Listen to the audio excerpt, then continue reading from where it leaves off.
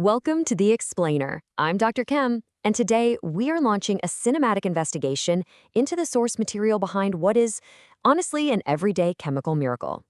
Sitting right now in massive commercial landfills, underneath agricultural fields, and inside literally millions of baby nurseries around the world is this absolute masterclass in molecular engineering, the superabsorbent polymer. Okay, let's dive right into this. 100,000%. No, that is not a typo. That staggering number represents the absolute maximum amount of its own weight in water that a superabsorbent polymer, or SAP, can absorb under the right conditions. Now, your standard run-of-the-mill hydrogels, they might absorb about 100% of their weight. But our source data shows these SAPs are specifically engineered to push the boundaries of physics and chemistry to completely unprecedented experimental levels. So here's the roadmap for our investigation today. First, the magic of hydrogels. Second, the chemistry of superabsorbents. Third, sodium versus potassium acrylate. Fourth, agriculture and drug delivery. And finally, we'll look at the biodegradable polymer future. All right, let's kick things off with Section 1, the magic of hydrogels. So what actually is a superabsorbent polymer? Basically, it's a loosely cross-linked three-dimensional network of flexible, hydrophilic, which just means water-loving polymer chains. You might have heard them called slush powders, or my personal favorite, super slurpers, which is a term dating all the way back to their 1961 origins with the USDA. But whatever you call them, these hydrogels do something completely unique. They don't just hold water like a wet paper towel, they lock the fluid in completely. They fundamentally change the state of the water into this solid, rubbery gel. Moving right along to Section 2, the chemistry of superabsorbents. Let's see how this actually works. Let's examine the microscopic evidence we've got here. Over on the left, we're looking at a dry sap particle. Notice how those polymer chains are just tightly collapsed in on themselves. But the moment they are introduced to an aqueous medium, as you can see on the right, these chains violently expand outward into a massive open network. It's an incredible structural shift, and it's completely driven by water molecules interacting with the ionic functional groups along that polymer chain. This whole crazy reaction unfolds in 3 rapid-fire steps. First, water makes contact with that hydrophilic polymer chain.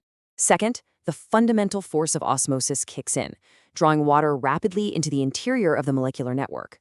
And third, hydrogen bonding physically traps the water inside, which causes that extreme swelling we just saw. But here is the absolutely crucial mechanism, the cross-linking. Because these polymer chains are chemically tied together, the gel is prevented from just dissolving into a liquid puddle. Instead, it acts like a microscopic sponge on steroids. Which brings us to Section 3, sodium versus potassium acrylate, the battle of the salts.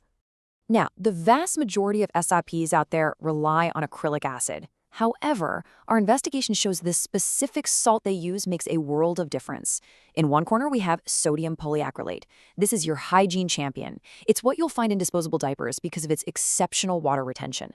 But you absolutely would not want to put this in your garden because the sodium contributes to soil salinization. It'll ruin the dirt. In the other corner, we have potassium polyacrylate. This is the agricultural hero.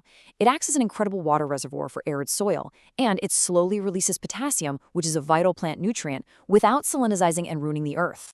When we look at the experimental data, you can really see the trade-offs at play here.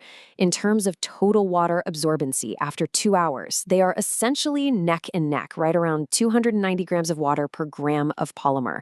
But look at the speed. Sodium polyacrylate turns liquid to solid in about 44 seconds compared to potassium's 90 seconds. If you're designing hygiene products, you need that immediate speed. But for agriculture, potassium happily sacrifices those extra 40 seconds for incredible long-term environmental benefits. Let's zoom out a bit for Section 4, agriculture and drug delivery. The sheer versatility of these polymers is just staggering. Take a look at the left. We have an agricultural hydrogel acting as a root watering crystal. It swells up during a rainstorm and then slowly, perfectly releases that moisture during a drought. Then on the right, we're looking at a completely different frontier entirely, smart pharmaceutical delivery. Believe it or not, these hydrogels can be designed to be pH responsive. So in the highly acidic environment of your stomach, the network stays tightly collapsed, completely protecting the medicine inside. But the moment it reaches the neutral or alkaline environment of your intestines, the polymer chains naturally repel each other, swelling wide open and releasing the drug exactly where your body needs it. The real-world impact of all this is absolutely profound. Think about semi-arid agriculture. Just by adding these polymers to the soil, we can reduce irrigation frequency by up to 50%.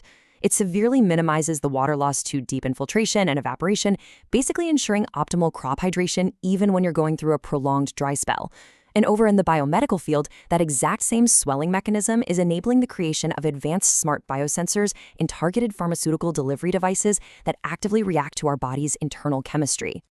But it's not all perfect. Let's look at Section 5, the biodegradable polymer future. Because here's the massive catch in our investigation. The very strength of synthetic SAPs, that incredible cross-linked inability to dissolve, is also their absolute greatest weakness. Traditional acrylic acid SAPs are simply not biodegradable. They degrade at a glacial rate of only 10 to 15% per year under natural conditions. Because they don't break down quickly, they pose a massive risk as permanent microplastic soil pollutants all over the world. As the scientific literature rightly points out, the notion of partially or entirely substituting those synthetic materials with sustainable and green alternatives really needs to be studied. And thankfully, science is actively working to create biodegradable hydrogels sourced from natural, renewable resources. Researchers are experimenting with incorporating polysaccharides, things like chitosan, starch, cellulose, and natural gums, just to maintain that superabsorbent capability without leaving behind decades of permanent chemical waste. And this is where it gets really cool. One of the most exciting recent experimental breakthroughs actually involves your standard everyday table sugar. Researchers have successfully utilized sucrose-based compounds to act as green cross-linkers. Through a single-step polymerization process, they've engineered brand-new superabsorbent polymers that maintain that high swelling capacity, but get this, they're entirely digestible by common soil bacteria. It's a massive, truly cinematic leap forward in sustainable chemistry. Which leaves us pondering a pretty huge question. Could this next generation of completely biodegradable polymers be the ultimate key to eliminating agricultural drought globally without leaving a single trace of microplastics behind in the dirt? As organic polymers continue to reshape our climate tech, it's becoming crystal clear that the future of water management is locked inside these microscopic networks. I'm Dr. Chem. Thanks so much for joining us for this explainer of the research, and keep investigating the science around you.